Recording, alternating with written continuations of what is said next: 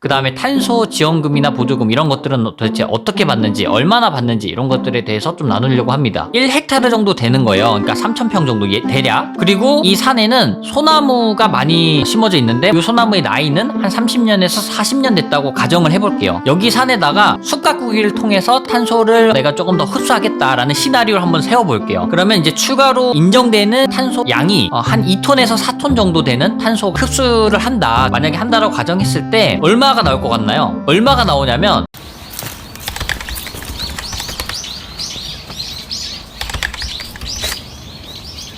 안녕하세요, 열무TV 최PD입니다. 오늘은 탄소에 대해서 좀 알려드리려고 하는데요. 만약 내가 임야를 3,000평 정도 가지고 있다 라고 하면 탄소 지원금 또는 보조금을 얼마 받을 수 있는지, 10,000평을 가지고 있으면 얼마 받을 수 있는지, 10만 평, 100만 평을 가지고 있으면 얼마 받을 수 있는지에 대해서 알려드리도록 하겠습니다. 일단 탄소는 지구의 환경을 위해서 나무가 흡수해줘야 되고, 또 그렇기 때문에 탄소를 제거해주는 기계도 요즘에는 만들어지고 있는데요. 이 탄소를 아무래도 제일 많이 제거해주는 것 중에 하나가 흡수해주는 것 중에 하나가 나무잖아요. 근데 저는 개인적으로 임야를 가지고 계신 분들, 임업을 하시고 계시는 분들이 이 역할에 대해서 굉장히 중요한 역할을 하고 계신다고 생각을 해요. 그냥 소유하고 있는 것 자체만으로도. 그런데 시민의식은 물론 이제 개개인마다 차이가 있겠지만 그냥 임야를 소유했다라는 것 자체만으로도 너네가 자연을 뭔데 소유를 하냐, 이건 모두의 것이다 라든지, 아니면 너네 산에 들어가서 이렇게 뭔가 행위를 하거나 사업을 하거나 이런 것들 때문에 오히려 자연 파괴를 하는 거 아니냐, 이런 부정적인 관점으로만 이제 보시는 분들도 많이 계신 것 같더라고요. 그래서 이게 조금 안타까워서 요거에 대해서 조금 먼저 알려드리고, 그 다음에 탄소 지원금이나 보조금 이런 것들은 도대체 어떻게 받는지, 얼마나 받는지 이런 것들에 대해서 좀 나누려고 합니다. 일단 첫 번째로요, 많이 오해가 있으신데 임야를 갖고 있다라고 해서 그냥 무조건적으로 이 탄소에 대한 지원금이나 이런 것들이 나오지가 않아요. 왜냐하면 이게 어떤 식으로 이 돈이 나오냐면, 기존에 있었던 흡수하는 그 탄소 양은 그냥 원래 기본 베이스라고 보는 거예요. 이거는 이제 우리나라만 그런 게 아니고 전 세계적으로 그냥 어떤 스탠다드한 그런 기준점 같은 거라고 보시면 되는데요.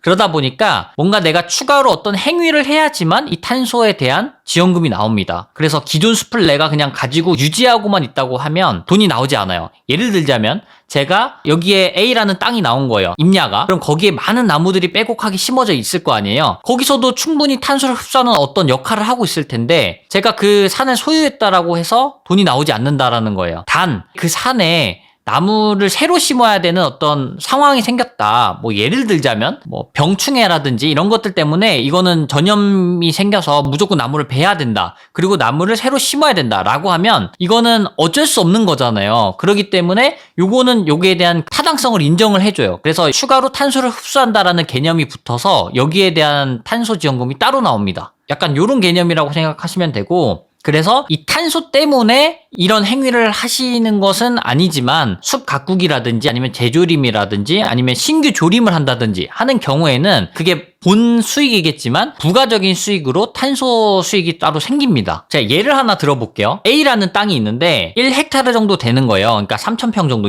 대략. 그리고 이 산에는 소나무가 많이 심어져 있는데 이 소나무의 나이는 한 30년에서 40년 됐다고 가정을 해볼게요. 여기 산에다가 숲 가꾸기를 통해서 탄소를 내가 조금 더 흡수하겠다라는 시나리오를 한번 세워볼게요. 그러면 이제 추가로 인정되는 탄소 양이 한 2톤에서 4톤 정도 되는 탄소 흡수를 한다. 만약에 한다라고 가정했을 때 얼마가 나올 것 같나요? 얼마가 나오냐면 연간으로 쳤을 때 8달러에서 28달러 정도? 월 아니고 연입니다. 그러니까 한 10,000원에서 40,000원 정도? 좀 너무하잖아요, 사실은. 그러니까 이거는 조그만한 땅을 가지고 이걸 통해서 내가 탄소 가지고 이제 좀 먹고 살아보겠다, 이런 거는 말이 안 되는 거고, 애초에 탄소 지원금은 그냥 내가 이런 걸 하려고 하는데 좀 부가적으로 좀 더 받겠다라는 개념으로 접근하시는 게 차라리 나을 것 같아요. 근데 이게 또 이제 단위가 조금씩 커지면 그래도 좀 달라지기는 하는데, 10,000평 기준으로 했을 때는 연간 한 7톤에서 한 13톤 정도가 인정이 되고 한 40,000원에서 120,000원 정도 된다고 하고요. 10만 평일 경우에는 70에서 130톤 정도 되기 때문에 연간 한 400,000원에서 1,200,000원 정도 된다고 합니다. 그리고 100만 평일 경우에 400만원에서 1,200만원까지도 나오기는 하는데요. 사실 100만 평 정도 간다고 하면 개인 산주라고 보기는 좀 물론 많이 있으시겠지만 그렇다기보다는 이제 조합이나 뭐 법인이나 뭐 이런 구조를 통해서 돈을 받는 게 조금 더 낫지 않을까 싶고요. 아까 전에 제가 처음에 말씀드렸던 게 기존에 원래 있던 거는 인정을 못 받는다 이렇게 말씀을 드렸잖아요. 그게 이제 한국은 벌채에 대한 규제가 좀 강해요. 유지가 기본값이고 그리고 배지 않았다는 이유는 인정이 안 됩니다. 그러니까 추가성이 핵심이라고 보셔야 돼요. 왜 추가성에 어느 정도 이렇게 힘을 더 실어주느냐에 대해서 조금 얘기를 나눠보면 이거는 이제 학자분들마다 조금 개인의 차가 있으신 것 같은데 대부분 의견이 일치하는 부분이 뭐냐면 아무래도 오래된 나무보다는 새로 심은 나무가 성장하면서 흡수하는 그 탄소량이 훨씬 더 크다. 그리고 나무를 베었다 그래서 탄소가 막 다 빠져나가고 이러지는 않아요. 이 나무를 태우거나 뭐 이랬을 경우에 이 탄소가 뿜어내는 거지 이미 흡수한 나무를 베어내서 그걸 가구로 만들거나 어떤 용도로 계속 사용을 하고 계신다면 걔는 탄소를 머금고 있다. 이렇게 생각을 하시면 좀 편하실 것 같아요. 그래서 어디 뭐 목재로 뭔가를 지었다거나 집을 지었다거나 아니면 목재를 활용해가지고 벤치로 만들었다거나 뭐 이러면 어떻게 저 귀한 나무를 가지고 자연을 파괴하면서 저런 걸 만드냐 뭐 이렇게 얘기하시는 분들이 간혹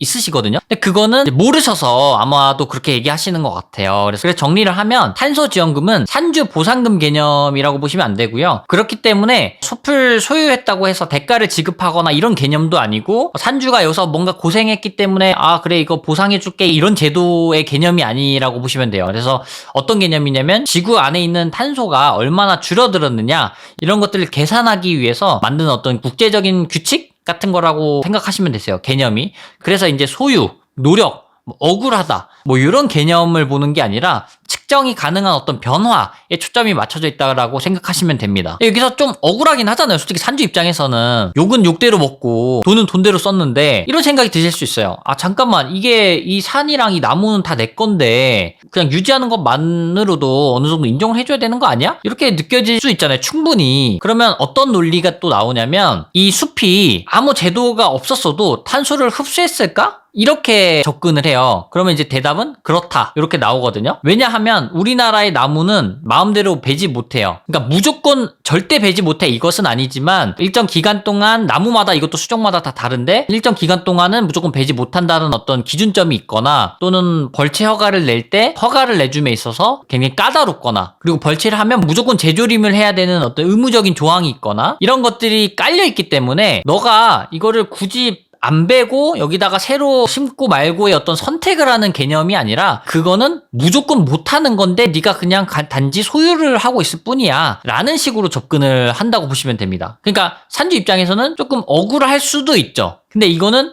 우리나라만 그런 게 아니라 전 세계적으로 흐름이 약간 요렇다라고 보시면 되는데 좀 예외적으로 남미나 이런 데 가면 굉장히 대단지로 다 베버리고 이제 하거든요. 그러면 요거를 조금이라도 어느 정도 제한을 하려면 뭔가 보상되는 것들이 있어야 되잖아요. 그런 나라들은 너네 이거 벨 수 있는데 안 베는 거네. 그래서 거기에 대한 또 탄소 보상금이나 이런 것들이 아무래도 우리나라보다는 훨씬 더 많이 나온다고 합니다. 그래서 내가 내 땅에 있는 나무 내가 베어내고 새로 심을 수도 있지 않냐 라는 식으로 접근하는 거는 애초에 그 개념 자체도 안 맞지만 이걸 나라에서 인정을 하게 되면 탄소를 어떻게 보면 협박을 하는 어떤 구조가 생긴다라고도 볼 수가 있다고 합니다. 그래서 이거 보시다가 이 정도면은 머리 아프고 뭐 할 필요 없네 라고 생각하실 분들이 굉장히 많으실 것 같은데 이 개념을 탄소는 수익 사업이라고 생각하시지 말고 내가 임업을 하고 있다라는 어떤 그 기록 그 다음에 지원 사업이랑 이것을 어떻게 연계해 가지고 정책적으로 이 산과 숲을 내가 어떤 가치관을 가지고 움직일 것인지 그리고 여기서 어떤 수익을 낼 것인지에 대한 연계를 잘 하셔가지고 운영을 하시는 개념으로 생각하시는 게 좀 나을 것 같고요. 개인적인 생각을 또 말씀드리면 이게 우리나라는 전쟁이 비교적 이제 최근에 났던 나라잖아요. 그때 완전히 나라 전체가 황폐해졌었기 때문에 그때 나무를 엄청 많이 심었다고 해요. 제가 태어나기도 전이지만 근데 그때는 일단 푸릇푸릇하게 만드는 게 목적이었대요. 어떤 계획을 가지고 목재 뭐 수출이라든가 이런 것들을 고려하지 않고 일단 심는 게 목적이었다라고 합니다. 그래서 우리나라 목재 그 자급률은 약 한 15% 내외로 이렇게 왔다 갔다 하고 있고 목재 수입량이 85% 정도 된다고 하는데요. 수출량은 거의 사실상 없다라고 보시면 돼요. 뭐 1, 2% 정도 된다고 합니다. 그러니까 우리나라는 국토의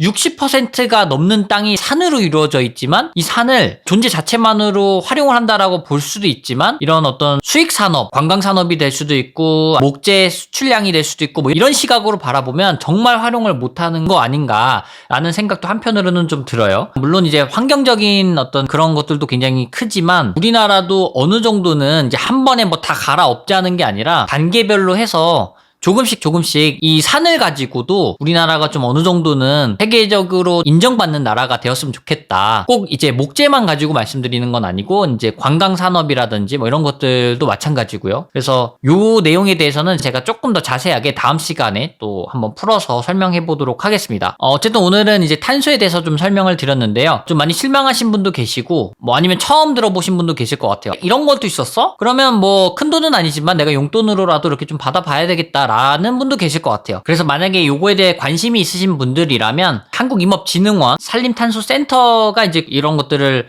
운영하는 기관이거든요. 그래서 이쪽으로 문의를 하셔가지고 여쭤보시면 될 것 같고요. 아니면 산림조합이라든지 임업법인을 만드셔가지고 하신다든지 탄소 컨설팅 업체 찾으셔가지고 이렇게 하는 방법도 있습니다. 산림조합 같은 경우에는 하려고 하시는 관할 구역에 가셔가지고 이제 내가 요러요러해서 숲 가꾸기를 하고 싶다, 뭐 감벌을 하고 싶다, 뭐 이런 어떤 경영 계획이라든지 뭐 이런 것들을 잘 상담을 받으신 다음에 거기서 이제 탄소까지도 이렇게 연계해서 받을 수 있는 어떤 지원금이 있냐 이런 식으로 접근하시면 될 것 같고, 아니면 이제 시군청에 있는 산림과에다가 문의하셔가지고 산림 탄소 상쇄 사업에 대해서 좀 관심이 있는데 제가 임야를 요만큼 가지고 있고 지역 단위 사업으로 하고 싶다, 가능하냐라고 문의를 하시면 아마 담당자분께서 또 자세하게 설명해 주시지 않을까 생각을 합니다. 사실 어떻게 보면은 산주분들이 이 탄소뿐만이 아니고 인정을 잘 못 받는 것 같아요. 이걸 시청하시는 뭐 임업인이 아니시더라도 일반인 분들이 보시게 된다고 해도 조금은 이제 임업 하시는 분들 자체를 안 좋은 부분만 이렇게 보시려고 하시지 말고 보이지 않는 어떤 역할을 하는 부분들도 굉장히 많거든요. 그래서 그런 관점으로 좀 이렇게 바라봐 주시면 임업인 분들도 더 이렇게 좀 동기부여도 되고 좀 손해보거나 뭐 아니면 억울한 부분이 있거나 하시더라도 많은 사람들을 위해서 내가 어느 정도 희생하는 거를 인정을 받는구나 라고 생각하시면서 좀 위안이 되지 않을까 생각을 합니다. 그래서 오늘 영상 관심이 있으셨던 분들한테 조금이라도 유익하셨으면 좋겠고요. 저는 또 다음 시간에 더 좋은 정보로 다시 한번 또 인사드리도록 하겠습니다. 지금까지 열무TV의 최PD였습니다.